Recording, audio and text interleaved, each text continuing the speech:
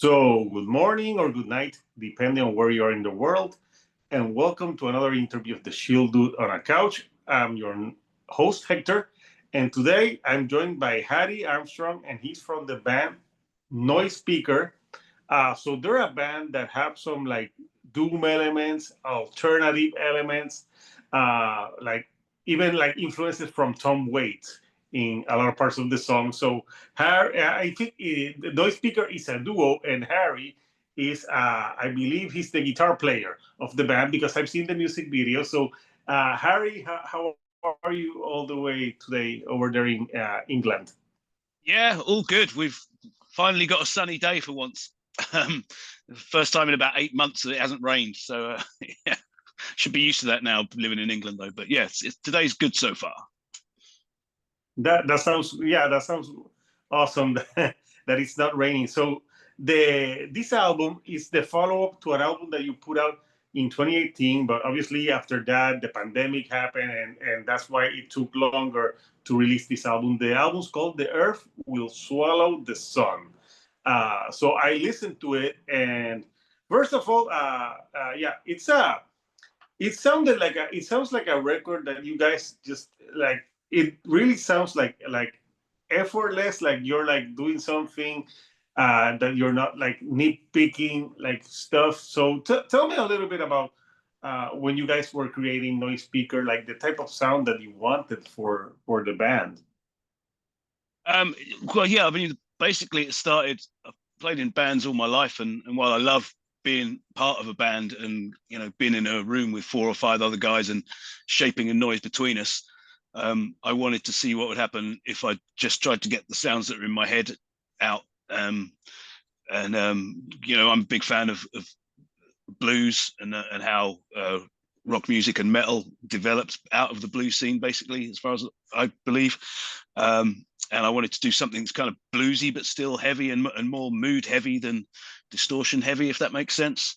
And so I just started writing some songs, and then I met Kieran, our drummer, and asked him if he'd put proper drums on it rather than the crappy kind of tapping out drum machine thing that I was writing with, and he agreed to. And that's kind of how Noisepicker came around, really. And just the whole pandemic thing put it on a hold for a while. I play in a lot of other bands. I've been busy with that, but in the last year or so, I've had time to kind of concentrate on this again. So I thought I'd write a bunch more songs, go through a bunch of old ideas, and put the record together. And I'm really happy with how it's turned out, to be honest.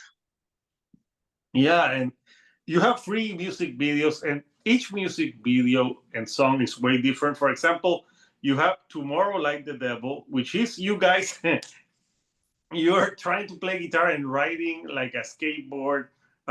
There's a part where you fall in the music video. Was that intentional, or was that like an accident that happened? No, we both slammed 4 or 5 times, but we only caught a couple of them on camera because I mean, we were filming each other. All our stuff is handmade. We recorded the album ourselves and mixed the album ourselves. We film and edit the videos ourselves. And most of the time we were falling off because when you're filming, we're filming each other. And when I was filming Kieran, I wasn't watching where I was going because I was making sure I was keeping him in shot, but I was skating, following him skating. And that led to most of the bruises and cuts that we came home with that day. But yeah, it was a fun video to make. Yeah. Were you a skater growing up? Yeah, I've always been a skater. I think once you start, it's kind of in your blood, much like music. It's just one of those things that stays with you. So when you were doing that, so "Tomorrow Like the Devil," like who came up with the idea of like let's just skateboard and film each other? Yeah, that was me. Unfortunately, I kind of I threw the idea at Kieran, our drummer, and he basically told me to fuck off because he thought he was going to kill himself. But so I went and bought a cheap drum kit off eBay and figured out how to nail it onto a bit of wood. And yeah, I eventually twisted his arm, and he agreed to do it. So we just made it up as we went along. We just went to a huge park with some beautiful smooth concrete and just spent the day fucking around. And the end result is that video. Yeah, it's a fun music video. I don't know why it reminds me a lot of like the '90s. like type of video thing. So plus, it's a fun track and a fun music video. And then you have the second song on the album, Shoe, which you have a music video, but that one you did like with puppets. Yeah, there's the biggest problem with this band is that me and Kieran, when we first met, we lived in the same town in the south of England. We drank in the same bars, but soon after that, he moved away to go to university in Manchester, hundreds of miles away, and now he lives on the other side of the country. So we rarely see each other. In fact, at least 4 or 5 of the songs on the new album we only played together the day we recorded them because we never rehearse. And so yeah, I was trying to come up with an idea to make another video that didn't involve him having to drive all the way across the country. So yeah, I made these. Hang on, I've got one of them here. They're still hanging up in my room. And yeah, we made a video out of this guy. Yeah, that was pretty. Yeah, back in the 90s when Tool did music videos with puppets. So yeah, it's puppets, and then there's parts where you appear in the video, and then Kieran appears in the video, and that song really has like that. It reminded me a lot of like a Melvins Meet Helmet type of vibe. Yeah. Well, I'm a fan of both those bands, so that's good for me. Thanks, man. I'll take that. That's so. But the first music video is the serious music video, and the album starter, which is What You Deserve. And that song, the lyrics sound pretty like from a dark place. Tell me a little bit about the theme of that track. Well, there's a kind of running theme through most of the album, which is about the kind of the fine line between sanity and madness in the human psyche, and how easy it is to be pushed one way or the other, or slip one way or the other. And that particular song is just about revenge being served cold. Yeah, I mean, there's heavy themes running through the album because the world's a heavy place, and I need to get it out of my system sometimes, so I use music as my art form to do that. Yeah, you said before that some of the songs you never played, you only played once. I wonder which songs were that? Oh, I'm not even sure off the top of my head. I think that was one of them. Because, like I say, we'd never rehearse. I just send Kieran tapes, and even when we gig, we just try and see if we can get a sound check to run through a couple of things that we've never played before. Yeah, at least half the album we hadn't played live at all.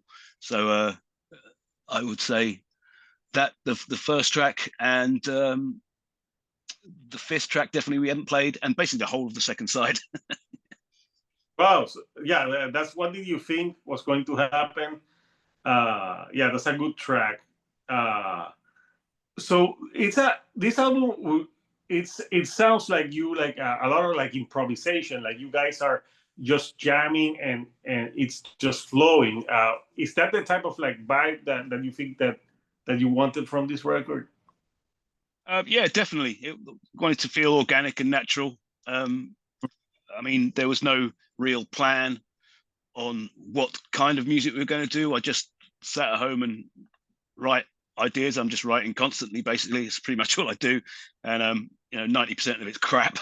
And the other 10% I take it on board and try and form into something before passing it on to Kieran, and then we jam it out. So yeah, it's very, I wanted it to feel organic and kind of live and raw, because most of my favorite albums are organic, live and raw, Yeah, I also guess because like we live in a world, a lot of technology, a lot of albums now sound too pristine, too perfect, which is something like the bands that we were mentioning. They didn't sound perfect all the time. It's all like it has that raw energy that I don't know. Yeah. I think I think that's a very, very good point, and something we definitely focused on. I'm tired of how many new bands I hear or people suggest that I should listen to, and it instantly turns me off that the drums are triggered, the guitars are overcompressed, the vocals are auto-tuned. Everything just sounds too perfect, and for me that's a big turn off. I like my music live and and with mistakes in it, because that's humanity. Humanity's a mistake, so there should be mistakes in music. Yeah, yeah, like raw in your face, very punk. Uh, Yeah. so, uh, so you're right. How do you go about the when you're writing lyrics for this? What's your process for writing lyrics? Usually I come up with the idea of the riff first, just strumming it out on an acoustic guitar until I get the flavor of how the song feels. And then lyrics can come from anywhere. Sometimes you just get a line and then the whole song will build around it. Sometimes I start writing a lyric and it's about one thing, and by the time I get to the end of it, one line will have changed the whole meaning, and I have to go back and rewrite the rest of it. And it's various different ways. Songs are kind of, they just live in the ether, and you kind of pluck them out. Who knows where they come from? But yeah, just strange dreams, my view on the world, and yeah, just humans in general being mostly assholes.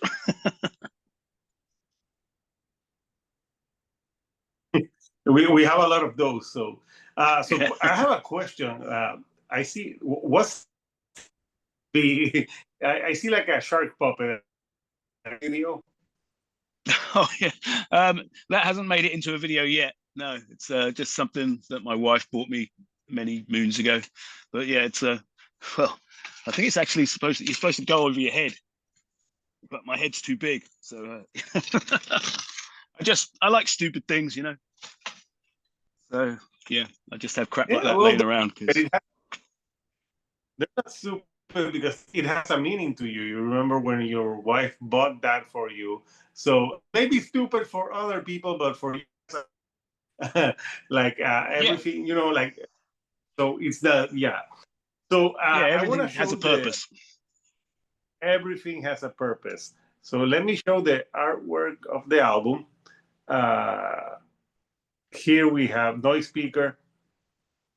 The Earth will swallow the sun. So obviously, it looks like the sun is engulfing the Earth on that picture. Yeah, I guess maybe it does, or perhaps the Earth's gone through the middle of it and pushing the sun into extinction. I don't really know. Again, I just was playing around with sun images, and that's what came to me. Actually, strangely enough, my wife also has a tattoo on her back of the sun, and I kind of based it on that as well a little bit. But yeah, I just liked the image. Originally I wanted to do something that was almost like a caveman drawing, like really kind of barbaric stick painting on a wall or something. But as I played with it, it developed into that, and I liked it, so we went with it. Okay, awesome, man. And you did this. You did this artwork. Yeah, I mean, Okay, basically, cool. this entire project is a bit of a kind of um, labor of love for me. It's I'd wanted to write the songs myself and mix and produce the album myself and do the artwork myself and make all the videos myself, just to see what would happen if it wasn't influenced by other band members or studio engineers or other people's thoughts of how the records would sound. I wanted to be kind of selfish about it, just as a curiosity to see how it would turn out. Yeah.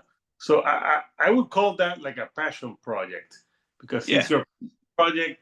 You work on everything yourself. Is there a track on this record that for you is like if someone has never listened to Noisepicker, like which track would you recommend they listen to first? Oh man. I don't know. I like them all for different reasons. It's like trying to, I guess, pick between who's your favorite child or something. If you have kids, but it's I like them all. I mean, obviously I do. I mean, I wrote this album so that I like it, and if nobody else likes it, I don't really care because I did it for me. So it's going to sell one copy, and that's to me. But yeah, I like them all. I guess to give the best idea, maybe Tomorrow Lies the Devil, because it's quite up tempo and metally. But then I'd like to stop it halfway through and then play them What You Deserve, as it's a completely different vibe, or even the track called Lorraine in Blood, which is almost lounge jazz, but I Yeah, think people should be aware there's a variety. I mean, I like all different kinds of music. I like lounge jazz and I like blues and I like gospel music and the Staple Singers and Tom Waits. It's all, all kinds of stuff like that. As well as Motorhead and Black Sabbath. So this is just me combining my own taste to please me, and also kind of like putting an album is kind of like raising a flag and seeing if anybody notices. This I've created this because it's what I would like to listen to, and if I meet someone else who likes it, then we're probably going to be good friends. Let's go for a drink and hang out. And it's the music should bring people together, and that's kind of why I do it. Yeah, no, I agree. And no, and it sounds totally like you put a lot of heart and soul into this project. And I like that it doesn't sound perfect. You did everything yourself. So yeah, so it's gonna be out March the 21st. Where can people buy the record? It's online everywhere. It's going to be streaming through all the usual services, but if you want to buy the physical product, the first run's only 300, so you better get in quick. There's the record label ships worldwide. They're based in Germany. Exile on mainstreamrecords.de if you want to go to them. Otherwise, go to noisepicker.org and buy it directly from the band, and we'll try and label it as a gift when we ship it so that you don't have to pay any import tax. The tariffs, yeah, everything. So yeah, so Harry, so I know that this project, it's you and him. Like, are you planning to play some live shows for this? Yeah, we've got a couple booked already, and we're in the process of booking more. I mean, we're both in other bands, and so it's been kind of difficult finding the time. Get a gig offer here, and I'll be away with one of my other bands, like Orange Goblin, for example, or Kieran will be playing with his band Cold Comforts. And so, trying to find the time for gigs has been harder than finding the time to make the record, to be honest with you. But we have got a couple planned, and it will just be the two of us, and it'll be a more kind of stripped down, rawer version of the album. And the next one's in about 3 weeks' time. We're playing in London at the Black Heart. Nice. Yeah, that should be. So that's gonna be in April. That should be fun. So, so Harry, before I let you go, anything that you like to say to the fans, or maybe like future fans of Noisepicker? I'd just like to say thanks to you, Hector, for giving us the chance to talk about this music, and I hope anyone who gets to hear it likes what they hear, and if they do, tell your friends, spread the word. There's no greater way of helping a band out than letting people know their music exists. Yeah, no, that's awesome. And you're busy with like what's new with Orange Goblin? Yeah, I've been playing bass with them for about 4 or 5 years now. When their original bass player left, he was a good friend of mine. We've always kind of been at gigs to each other, and he's always kind of supported the bands I've been in, and I've always supported the bands he's been in. So when he decided he'd had enough, they roped me in to do what has turned out is going to be their last album, even though he's very proud of it, and it went down really well and got some great reviews. And this year, we're just kind of doing the festival circuit to kind of say thanks to everyone who supported the band and kind of sign off, really. I think those guys have been doing that same band for 30 years, and I think they need a break. Yeah. So while they're going on a break, I'm going to be doing Noisepicker. That sounds like a plan. So Harry, I want to thank you for taking some time to chat with me all the way from England here to Puerto Rico. So Couchers Noisepicker is out now, March 21st. You can stream it. I'll post the link if you want to buy the physical copy. So until next time, Couchers, this is Hector, the Shield Dude on a Couch, and I'll see you all right here on the couch. Thank you. Cheers.